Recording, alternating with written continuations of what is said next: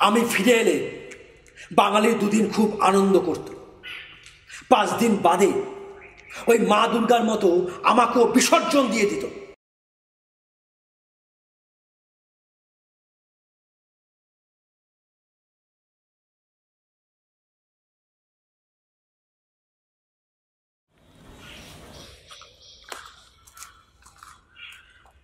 Hello বন্ধুরা, আমি প্রবীর কুণ্ডু।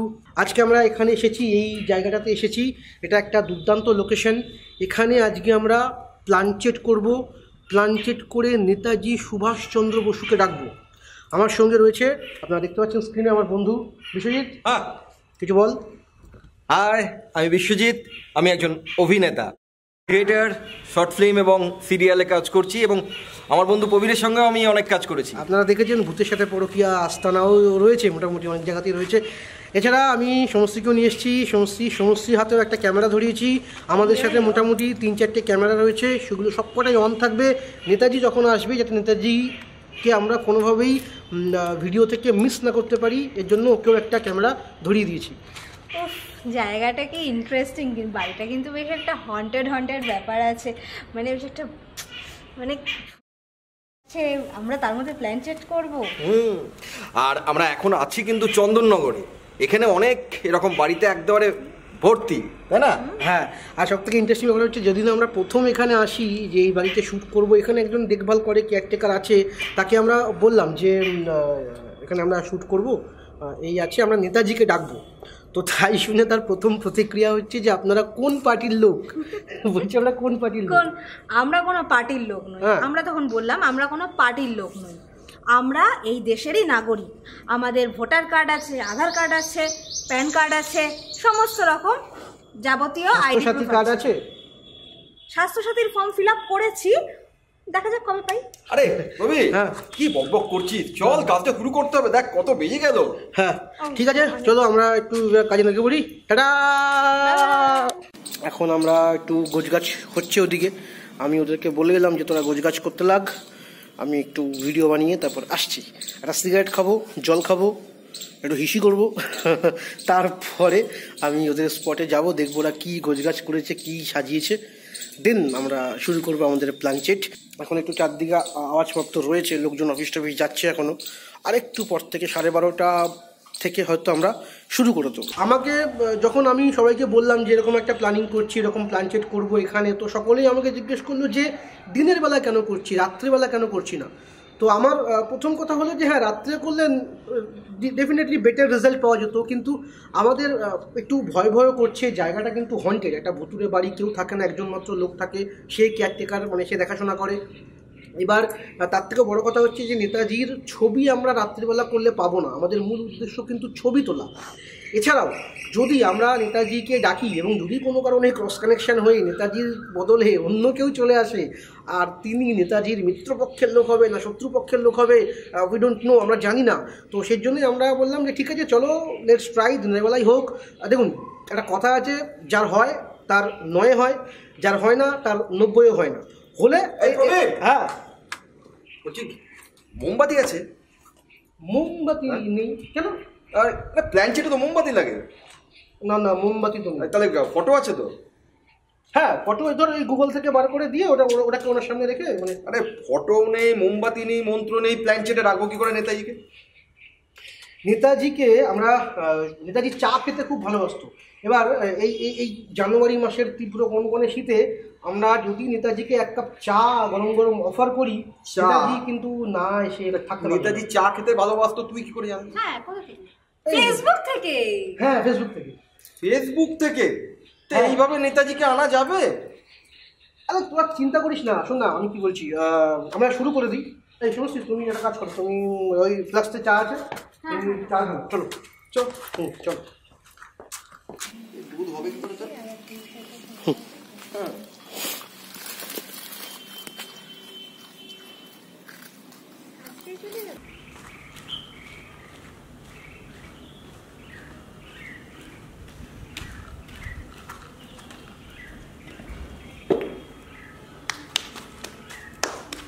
ঠিক আছে, সবাই রেডি? হ্যাঁ, ওকে, চলো আমরা শুরু করি। Camera on, record on. Okay, তাহলে আমরা এক মনে নেতাজিকে স্মরণ করবো। প্রথমেই আমরা নেতাজির উক্তির কথা ভাববো, আচ্ছা, নেতাজির ছবির কথা ভাববো, তারপর ধরো ওই নেতাজির ভিডিওর কথা ভাববো। হ্যাঁ, আমি বলছিলাম যে নেতাজিকে যে স্মরণ করব, তো তাকে কি আমরা চোখ বন্ধ করে স্মরণ করব না চোখ খুলে? চোখ খুলে করাই ভালো, কারণ নেতাজি একবার বলে গেছিল যে না, সর্বদা চোখ কান খোলা রাখতে। কারণ ওই চোখ খুলে রাখা ভালো এই জন্য, কারণ বেশি অন্ধভক্তি দেখাতে গেলে আবার সবকিছুই হাওয়া না হয়ে যায়, তাই না? তাহলে শুরু করা যাক। এখানে ভূত না থাকুক, চোর ডাকাত থাকতে পারে, আমরা চোখ বন্ধ করবো, পেছন থেকে সব হাওয়া হয়ে যেতে পারে। ঠিক আছে, চলো। আচ্ছা, নেতাজিকে আমরা চা দিয়ে ডাকছি। এই হচ্ছে নেতাজির চা।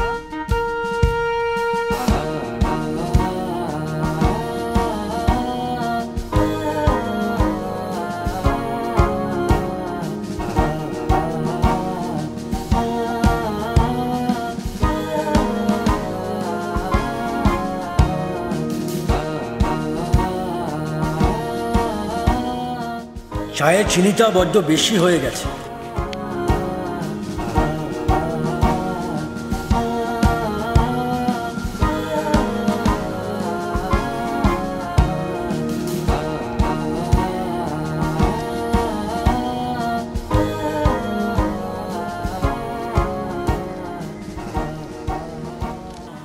চায়ে চিনি খেলে শরীরে মেদ জমে।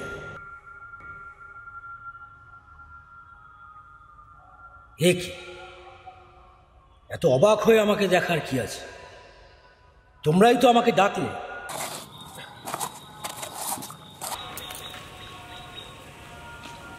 স্যার, এখানে আপনাকে অন্যরকম দেখতে লাগছে, ছবিতে অন্যরকম লাগে। এই দেখো, আগে যদি জানতাম তাহলে ইউনিফর্মটা পরে আসতাম।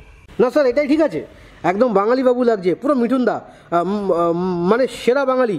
বিশ্বজিৎ, তুই রেডি? হ্যাঁ, রেডি। স্যার, আপনাকে ও কিছু প্রশ্ন করবে, ঠিক আছে? আশা করি আপনি বিন্দাস উত্তর দেবেন। করো, কি প্রশ্ন আছে? স্যার, আপনি কি বেঁচে আছেন? কেন, বেঁচে থাকলে কি হবে? বেঁচে থাকলে মানে সারা বিশ্বে একেবারে হাঙ্গামা বেঁধে যাবে। আচ্ছা, হ্যাঁ, 3-4টে বিশ্বযুদ্ধ একসঙ্গে বেঁধে যাবে। তারপর ধরুন ওই যত জাতীয় পার্টি কিংবা আঞ্চলিক পার্টি কিংবা ওই সবেমাত্র জন্মানো পার্টিগুলো আপনার পেছনে তো একবারে হুমড়ি খেয়ে পড়বে যে আপনাকে তাদের দলের মুখ্যমন্ত্রী কিংবা প্রধানমন্ত্রী বানানোর জন্য। যাক বাবা, এর থেকে ওই নিরুদ্দেশেই ভালো আছে। কেন? কারণ আপনি এলে তো স্যার দেশের সব সমস্যার সমাধান এক চুটকিতেই শেষ হয়ে যাবে। ঘেঁচু হবে। গুগলে নেতাজি বলে সার্চ করলে 108টা নেতার ছবি চলে আসে। নেতাজি একজনই ছিল, একজনই থাকবে।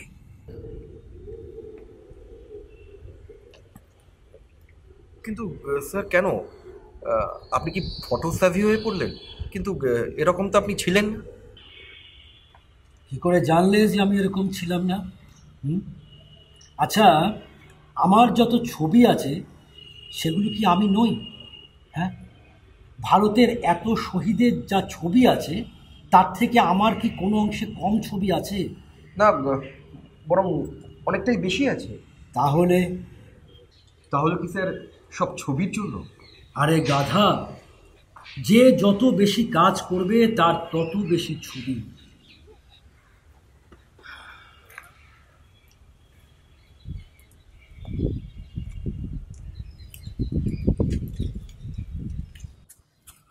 হিটলারের সাথে হাত মেলাচ্ছি, আজাদ হিন্দে প্যারেড দিচ্ছি, কর্মসূত্রে এদেশ থেকে ওদেশে প্লেনে করে ঘুরে বেড়াচ্ছি। আমার ছবি উঠবে না তো কি ওই মুচলেকা দেওয়া দেশদ্রোহীদের ছবি উঠবে? সেগুলোই আমাকে তাতিয়ে রেখেছে। এই যে তোমাদের জাতীয় সঙ্গীত জন গণ মন, সেটা আমারই চয়েস। হ্যাঁ, আজাদ হিন্দ বাহিনীতে প্রথম সেই গান গাওয়া হয়েছে, আমি একটু পাল্টে নিয়েছিলাম আর কি। স্যার, আপনি প্রধানমন্ত্রী হলে দেশটা অন্যরকম হতো। এই যে চারিদিকে চুরি, জোচ্চুরি, রাহাজানি, 2 নম্বরি, এগুলো সব এক নিমেষে শেষ হয়ে যেত। তোরা সেটা মনে করতে পারিস, কিন্তু আমি গ্যারান্টি দিতে পারছি।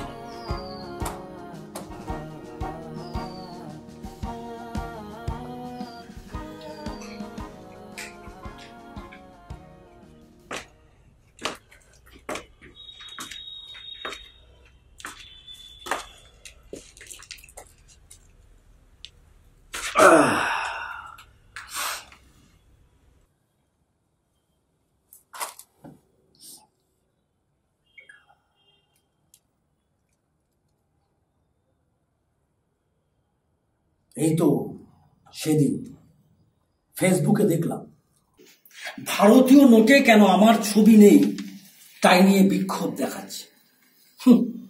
এই তো তোদের চাওয়া। হ্যাঁ, গেঞ্জির প্রিন্টে আর ভারতীয় নোটে আমার ছবি। আমি কি শুধুই টাকার নোটে? আমি কি শুধুই মাত্র একটা ছুটির দিন? আমার পথ, আমার আদর্শ যদি ওরা জানতো, যদি ওরা দেশকে ভালোবাসতো, তাহলে আমি সব থেকে বেশি খুশি হতাম।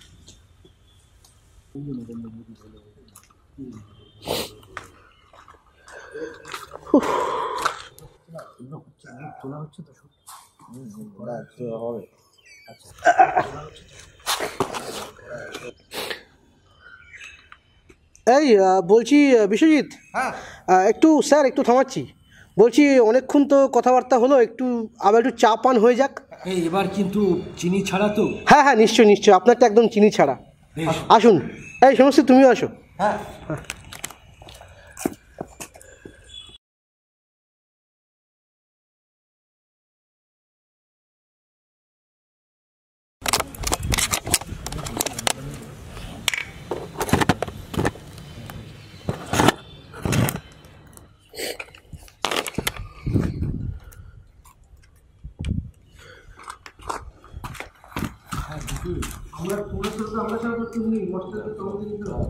সেটা এইভাবেই আসবে।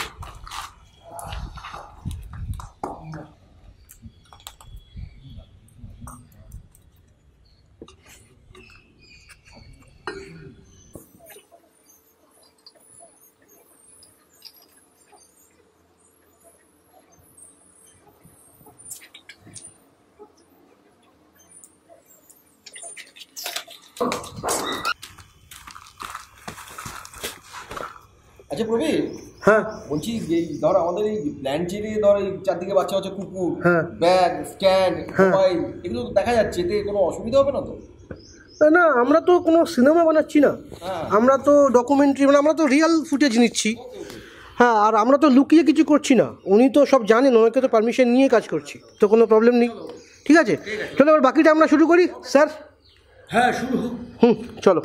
তুমি দেখো পুরো পুরো রাউন্ড করবে না, চাঁদের মতো ঘুরবে, এবার এই ঘুরবে, আবার এই ঘুরবে, মানে তোমাদেরকে নিয়েই ঘুরবো, তাই তো? তা স্যার আপনি কি যেন বলছিলেন? আমাকে ভালো না বেসে ওরা যদি দেশকে ভালোবাসতো তাহলে আমি আরো বেশি খুশি হতো। দেশকেও নিশ্চয়ই বাসে।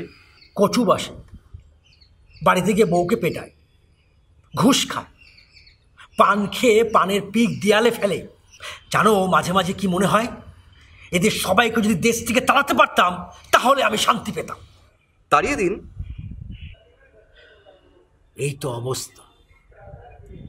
আমার নামে গদগদ হয়ে পতাকা উত্তোলন করবে, তারপরে দুদিন বাদে সেই পতাকা মানুষের পায়ের তলায় দেখা যাবে। তোদের লাগে না, কিন্তু আমার লজ্জা লাগে। আরে পতাকাটা না তুললেই তো হতো। পরিবর্তন কি জিনিস সেটা বুঝলো না, শুদ্ধিকরণ কি জিনিস সেটা জানলো না। স্যার গান্ধী সম্পর্কে কিছু বলুন। গান্ধী,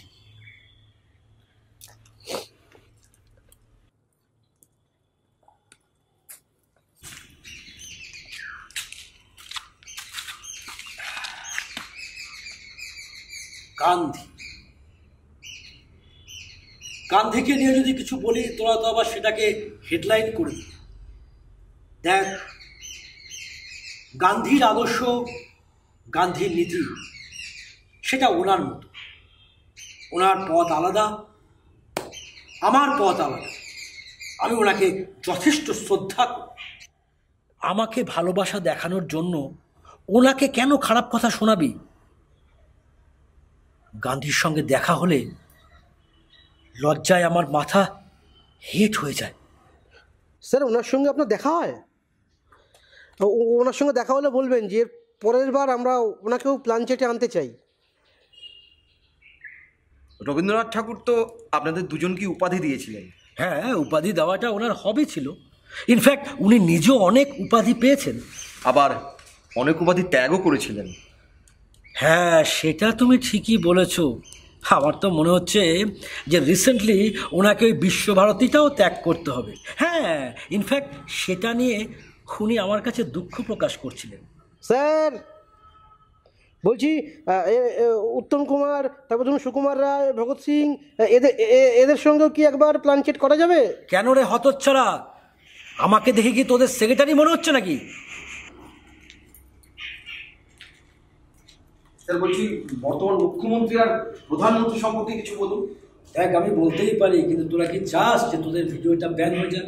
না স্যার, অত বিপ্লবী হয়ে আমাদের কাজ নেই, আমরা এই ভালো আছি। ওটা যে যারটা বুঝে নেবে, ঠিক আছে? ওই ফেসবুকে এখন সবাই জানি, সবাই সব বোঝে, আমরা শুধু আমাদের কাজ করে যাবো, ব্যাস এটুকুই, ঠিক আছে? ওরে পাগল, জনগণ নাকি চায় আমি আবার ফিরে আসি, কিন্তু জনগণ এটা জানে না আমি ফিরে আসলে সব থেকে বেশি অসুবিধায় পড়বে সেই জনগণ। আমি সকাল 9টায় অফিসে আনবো, সন্ধ্যে 7টার আগে আমি ছাড়ব। অন ডিউটি মোবাইলে গেম খেলা, হোয়াটসঅ্যাপ করা, এগুলো আমি সব বন্ধ করে দেব। সব থেকে বড় কথা হচ্ছে ওই টেবিলের তলা থেকে ঘুষ নেওয়া একেবারে বন্ধ করে দেব। সরকারি অফিসে পাবলিককে সামনের টেবিলে বসিয়ে রেখে ওই পাশে মণিকান্তির সাথে গল্প করা, এগুলো আমি সব বন্ধ করে দেব। ট্রাফিক পুলিশ লরির দিকে ভিক্ষের হাত বাড়ালে ওই হাত আমি কেটে দেব। স্কুল মাস্টার স্কুল ফাঁকি দিয়ে প্রাইভেট টিউশনি পড়ালে তার বেদ দিয়ে তার পিছনটায় আমি লাল করে দেব। আমি ফিরে এলে বাঙালি দুদিন খুব আনন্দ করত, 5 দিন বাদে ওই মা দুর্গার মতো আমাকেও বিসর্জন দিয়ে দিত। রক্ত চেয়েছিলাম স্বাধীনতার জন্য, এখন শ্যামবাজার 5 মাথার মোড়ে ঘোড়ার পিঠে বসে সমগ্র ভারতীয়দের কাণ্ড কারখানা দেখে আমার রক্তের চাপ বেড়ে যাচ্ছে। বয়স তো কম হলো না, 125। বলছি এবার ইন্টারভিউটা থামা। স্যার বলছি, ওই দেশের ভবিষ্যৎ সম্পর্কে দু একটা কথা বলে যান। দেশের ভবিষ্যৎ ক্যান্সার। সমস্ত ভারতবর্ষ জুড়ে ক্যান্সার ছড়িয়ে গেছে। ওই কেমো দিয়ে দিয়ে যে কয়দিন যায়, মনটা বড় খারাপ হয়ে গেল রে। ওই শ্যামবাজার 5 মাথার মোড়ে আমার ঘোড়াটা একা একা দাঁড়িয়ে আছে। চারিদিকে যে হারে ঘোড়া কেনা বেচা হচ্ছে, কখন আবার আমার ঘোড়া টানা বেচে দেয়। চলি।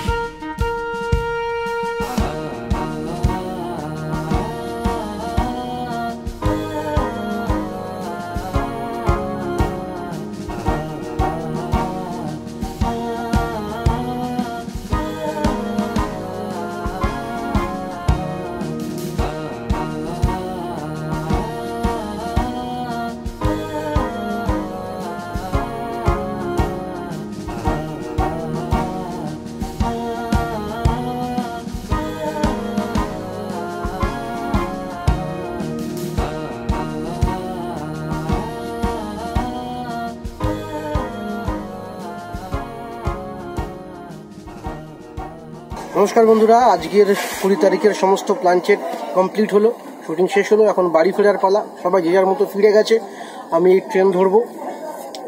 আর কি রেকর্ডিং হলো, নেতাজি এলো কি এলো না, এই সমস্ত কিছু আপনারা সেদিনকে 22 তারিখ সন্ধেবেলায় দেখতে পারবেন। আর 2 দিনের অপেক্ষা, ততক্ষণ অবধি একটু অপেক্ষা করুন, আপনারা একটুখানি ধৈর্য ধরুন, নিশ্চয়ই দেখতে পারবেন। আর যেটা বলে, আপনি কবির কুণ্ডু না? হ্যাঁ, আপনাকে তো ঠিক চিনলাম না। আপনি কে? আমি জয় চক্রবর্তী। আপনি ওইভাবে আমাকে ঠিক চিনলেন না। আচ্ছা, তবে আমি কিন্তু আপনাকে ফেসবুকে নিয়মিত ফলো করি। হ্যাঁ, রিসেন্ট আপনি নেতাজিকে নিয়ে কিছু করছেন, কিছু প্ল্যানচেট। আজকেই তো করবো, আজকে মানে করা হয়ে গেল, তো করে এলাম তো। আপনি তো ফেসবুক থেকে দেখে নিয়েছেন। বন্ধুরা, এখানে আমার একজন ফেসবুক ফলোয়ারকে পেয়ে গেলাম। কিন্তু জয়বাবু, আপনার চোখগুলো খুব চেনা চেনা লাগছে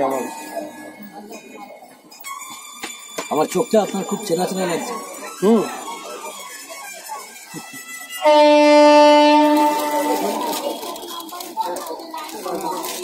আসলে কি জানেন প্রবীরবাবু, হ্যাঁ, পৃথিবীটা খুব ছোট। আচ্ছা, কোথাও হয়তো দেখেছেন।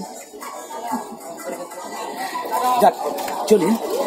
ও ভালো কথা, বলছি এই চায়ের চিনিটা একটু কম খাবেন, কেমন? শরীরটা ভালো থাকে। আসুন।